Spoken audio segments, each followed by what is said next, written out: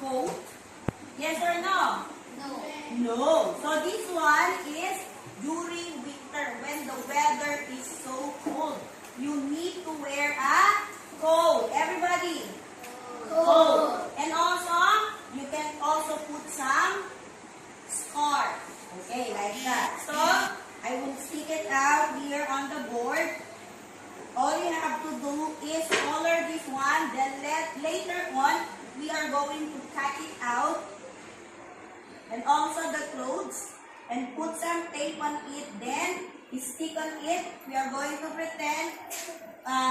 We are going to make this one. For example, this boy wear the winter clothes. We're going to put it on this picture to make it look like he is wearing a winter clothes. Understood? Yes. Okay, are you ready? Yes. Okay, we have here a coat for boy and also a coat for a girl.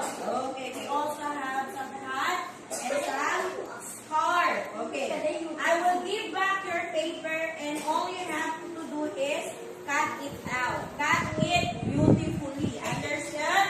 Okay.